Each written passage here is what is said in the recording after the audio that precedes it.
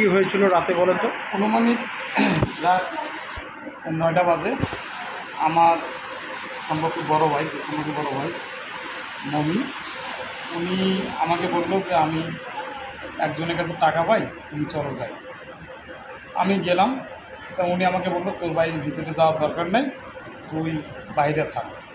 আমি বাইরে রয়েছি, মোবাইলে কথা বলতেছি, বসে কথা বলতেছি। পিছন থেকে আমাকে 2-4 জন এসে আমাকে মারধর শুরু করার পর তারা আমাকে গাছের সাথে বেঁধে ফেলে, টানিয়েছি গাছের সাথে বেঁধে ফেলার পর আমি যখন নাজেহাল অবস্থা, তখন আমাকে বলে যে টাকা দিয়ে 1 লাখ, না হয় তোর মা বাবাকে ফোন দিই। আমি বললাম যে আমি টাকা কই পাবো। পরে আমার মা বাবাকে আমার কাছে নাম্বার নিয়ে আমি ফোন দিই।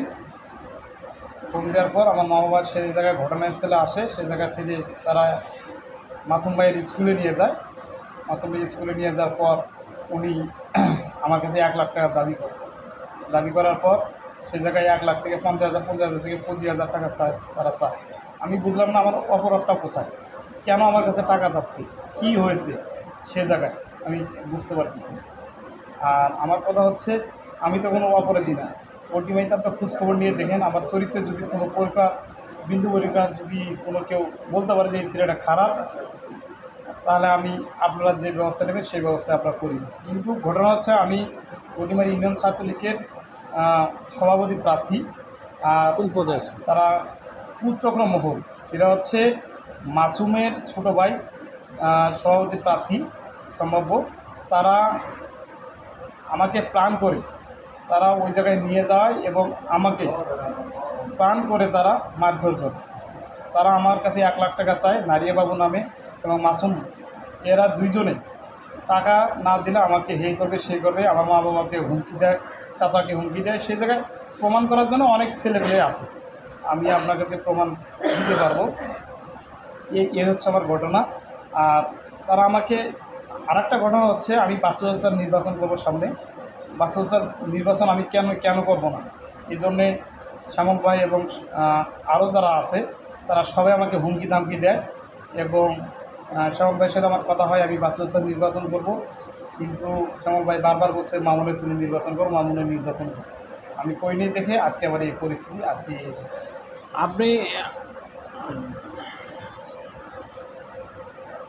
আপনি চেষ্টায় আছেন এবং শ্যামল যে আপনাকে জেলা পরিষদ চেয়ারম্যান যে আপনাকে বাধ্য করেছে, তার কোনো প্রমাণ আছে কি না? আমি কোনো পোস্টে থাকি বা না থাকি, আমি গড্ডিমারি ইউনিয়ন ছাত্রলীগের একজন ছেলে, সেটা যদি কেউ অস্বীকার করতে পারবে না। গড্ডিমারিতে আপনি কোন পোস্টে আছেন বর্তমান? আমি যুগ্ম সাধারণ সম্পাদক পোস্টে। আমি মনোনয়ন কিনি 2017 সালে, আমি মনোনয়ন কিনি। আমি দাঁড়িয়েছিলাম, তারা আমাকে বলছে তুমি যুগ্ম সাধারণ সম্পাদক। ওরা কমিটি ঘোষণা করছে।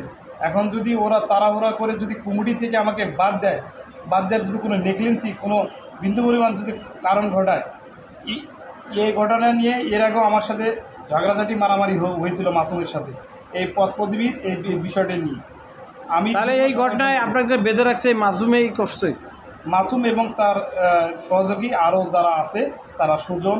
আইনগত ব্যবস্থা গ্রহণ করবেন কি? আমি ইনশাআল্লাহ কিছুক্ষণের মধ্যেই আমরা থানায় যাব এবং তাদের নামে আমরা মামলা করব ইনশাআল্লাহ। আসলে ওই জায়গায় আমার জীবনের প্রথম আমি সেদিন গেছি। ওই জায়গায় কে থাকে, কারা থাকে, কিভাবে আসে, আমি কোনো দিন তাদেরকে দেখিনি এবং তাদেরকে আমি বুঝিও না, তাদের আমি চিনিও না। আমার সাথে কোনো দিন তাদের যদি কন্ট্যাক্ট হয়, তারা যদি আমাদের সাথে বলে কোনো দিন আমার সাথে কথা হয়েছে, তাহলে তার ব্যাপারটা ছিল। কিন্তু আমার সাথে, আমি তাদের চিনি না, চিনলে না তাদের সাথে আমি কথা বলি। কিন্তু ওই নারী যদি আপনার বিরুদ্ধে থানায় অভিযোগ করে, সেটা ব্যাপার তদন্ত করে খতিয়ে দেখবেন ওনারা। আচ্ছা, রাত 9টার সময় আপনি ওখানে কেন? মমিন ভাই নামে ভাই, উনি আমাকে বলল যে আমি সামনে এক বাড়িতে টাকা পাই, তুই তো বসে আছিস, চল 2 ভাই যাই একটু টাকাটা। উনি টাকা আনতে গেছে, আমি বাড়ির বাইরে যাই।